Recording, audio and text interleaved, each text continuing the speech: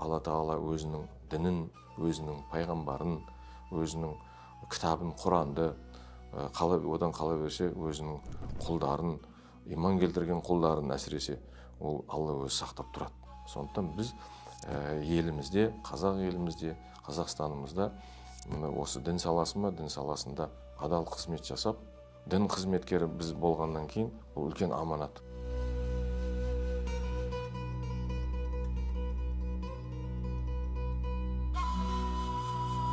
Құран түскен кезде де Құранда да бар, аят бар.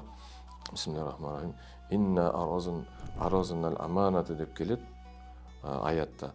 Біз осы дінді, Құранды, Алланың дінін аманат қылып адамдарға бердік дейді. Ал енді ол аманатты адамнан басқа ешкім қабылдаған жоқ. Адам атамыздан бастап бүкіл пайғамбарлар сол Алланың дінін қабылдады, соны енді насихаттап жатыр. Ал сол пайғамбарлардың мирасқоры деп айтаймыз, ол ақиқатында ол имамдар, ол діни қызметкерлер.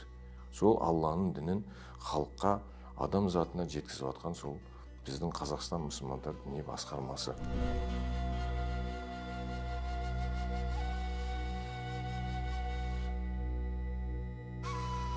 Мешіт деген тек намаз оқитын орын емес, ол жерде адамның діни, имани сауатын ашатын орын.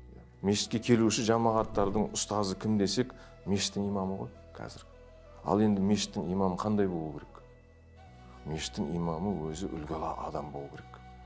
Енді мешіттің имамы ол жамағаттың, сол қауымның алдында тұрған, михрабта тұрған, енді біз діни терминмен айтатын болсақ, пайғамбарымыз саллаллаху алейхи вассаламның өзінің мүбәрак орны, михраб деген, имамның тұратын орны.